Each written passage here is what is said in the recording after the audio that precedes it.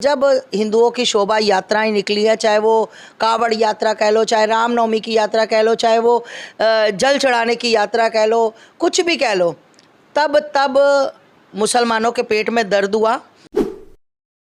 चाहे कभी मीट फेंक देना, कभी मतलब थूक फेंक देना, कभी पत्थर फेंक देना, कभी कुछ भी करके मुसलमानों ने हमेशा हिंदुओं की यात्राओं पर वार ही किया है। वो मुसलमान ही नहीं है जो ऐसी बात बोलते हैं, क्योंकि अल्लाह तो अच्छी चीज़ें सिखाता है, अल्लाह प्रेम सिखाता है, अल्लाह दान करना सिखाता है, अल्लाह हमारा ये सिखाता है। तो भाई फिर ये और ये इन दोनों में क्या फ़र्क हुआ, मुझे ये बताया जाए। सरकार की बात करूं तो खट्टर सरकार बिल्कुल ही खट्टर हो गई है। हिंदुओं को बचा सकते थे, पर ये सिर्फ और सिर्फ राजनीति के चलते कल हिंदुओं को मरवाया गया। मोनू तो एक बहाना था, हिंदुओं को मिटाना था।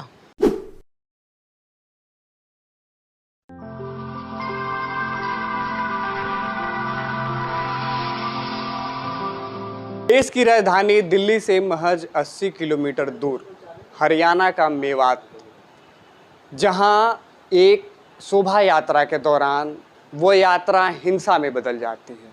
आखिर जब मोनू मानाशेर की जब वीडियो वायरल हो गई थी तो सरकार उस पर अपनी सख्ती क्यों नहीं बरती?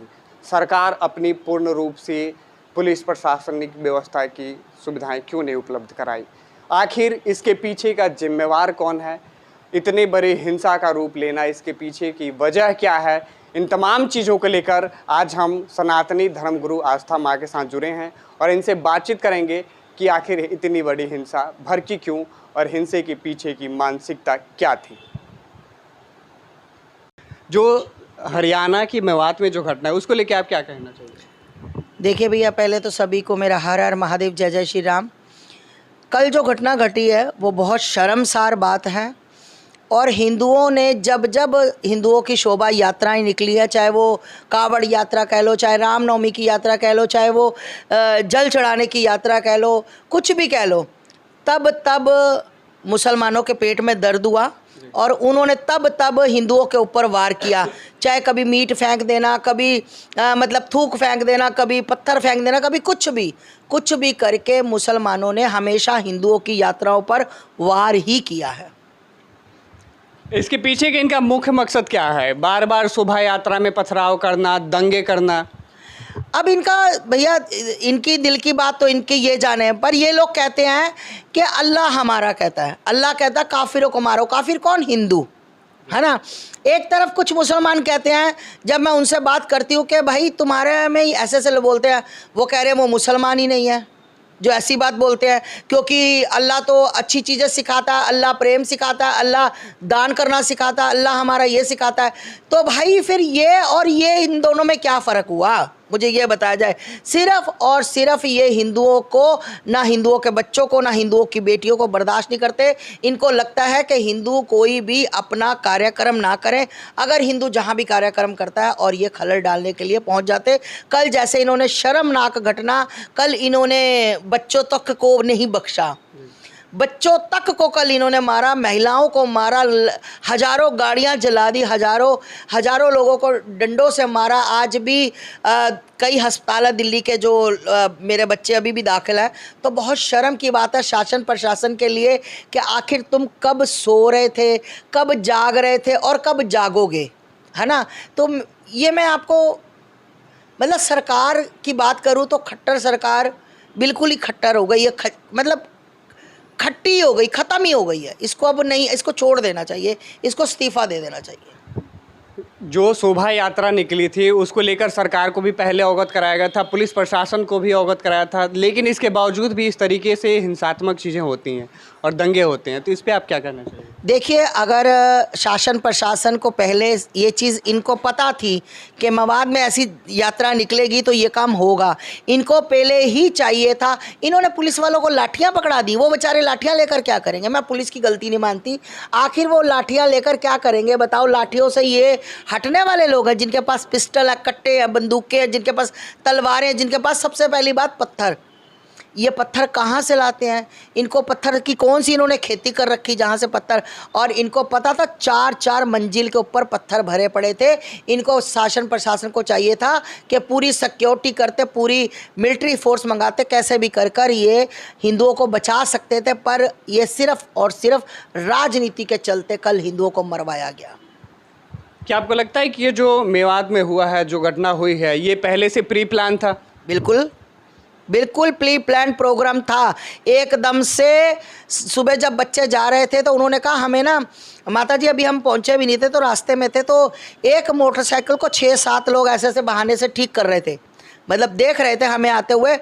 उसके बाद 4 कदम पर हम गए हैं तो एक ऑटो को लिटाया हुआ था, तो 10-12 जाने ऑटो के इर्द गिर्द थे कि जैसे ऑटो, एक ने एक गाड़ी रोककर उसका गला, मतलब पूरा प्री प्लान प्रोग्राम था कि निगाह रखी जा रही थी और बिल्कुल कानों में टूटियाँ लगी थी। बताया जा रहा था कि हिंदू यहाँ से निकल के यहाँ पहुँचा, यहाँ घेर लो, यहाँ घेर लो।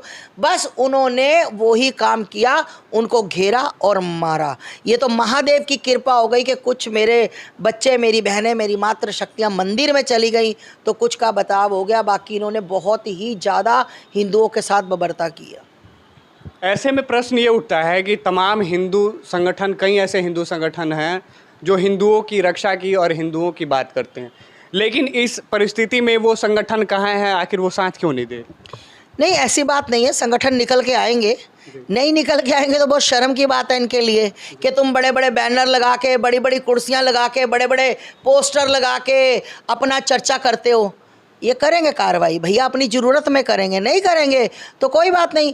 फिर इनके साथ भी जो हमारे साथ होगा, इनके साथ भी वही कुछ होना है, इनके साथ भी वही होना है, इनके घरों में भी वैसे ही होना। अगर इन लोगों को the Kerala story, the Kashmir files देखकर ये समझ नहीं आया तो शायद मेवात की जो अब मिनी पाकिस्तान जिसको हम कह सकते हैं कि मिनी पाकिस्तान बन गया, शायद वो स्टोरी देखकर इनको कुछ अकल आ जाए। शायद उम्मीद नहीं है हिंदुओं को।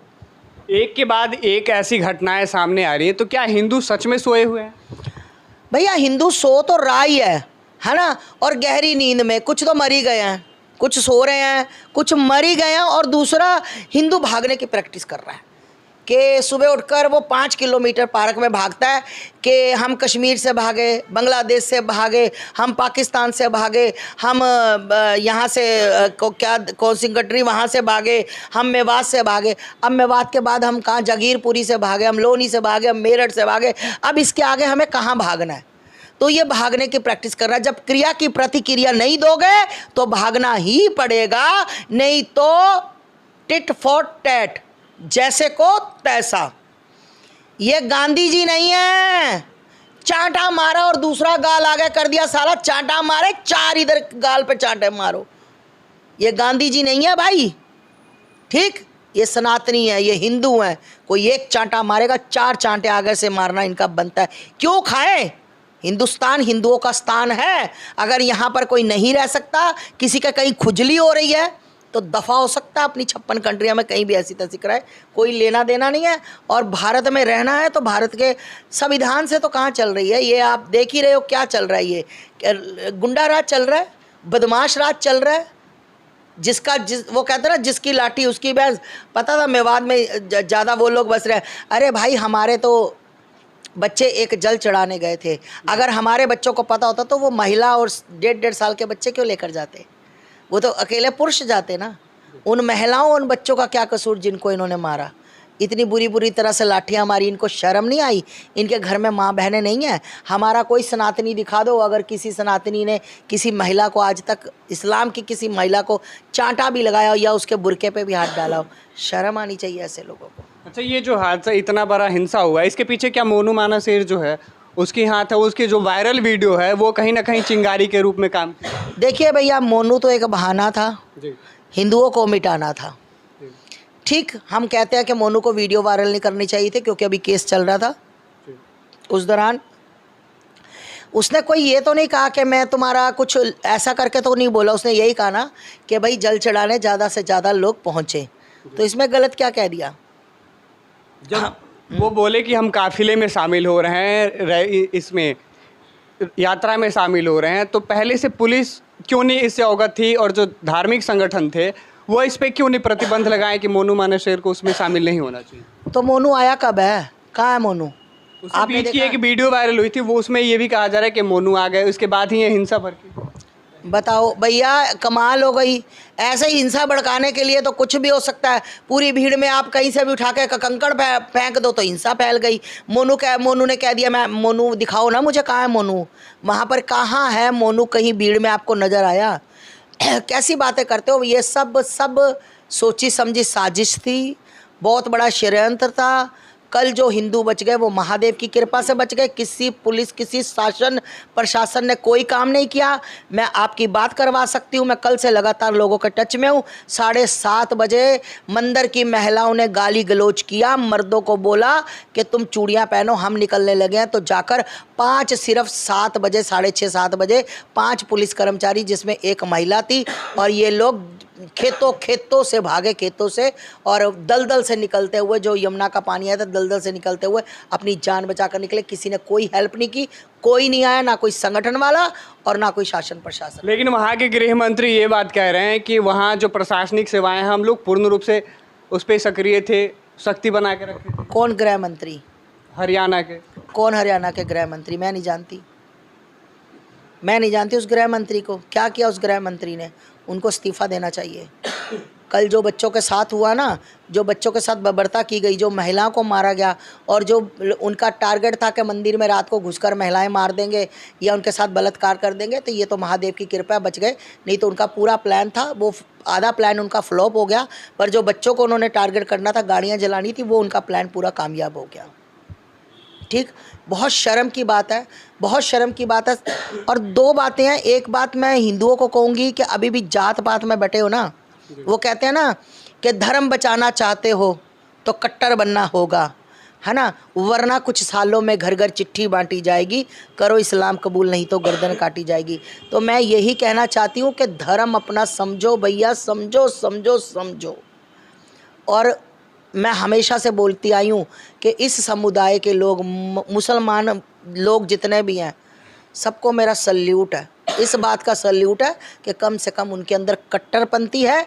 वो कभी भी अपनी जात बरादरी पे नहीं, सिर्फ और सिर्फ अपने इस्लाम के लिए मरते हैं और कुछ नहीं। देश में एक के बाद एक जो जैसे धरनाई, ये हिंसा हो रही है, इसको लेके अब क्या कहना चाहिए? आखिर ये कब थमेगी? ये थमेगी, इनके पिछवाड़े अच्छे तरह सेक दिए जाएं, उठा के जेलों में रखा जाए इनको, और इन्होंने जो आतंक मचा रखा है, इनका आतंक ख़त्म किया जाए। हमारी तो वोट किसी को नहीं है, हमारे लिए तो कोई सरकार नहीं है, हम किसी को वोट नहीं देंगे जब तक हमारी सरकारें। अरे भाई, मैं तो उसी को वोट दूंगी, उसी का प्रचार करूंगी जो भगवे का सम्मान करेगा। भाड़ में जाए कोई भी सरकार, हमें कोई मतलब नहीं है। जो हमारा ही नहीं, जो राम का नहीं, वो हमारे किसी काम का नहीं। हमने क्या लेना देना, हमारा कोई मतलब नहीं है किसी से भैया।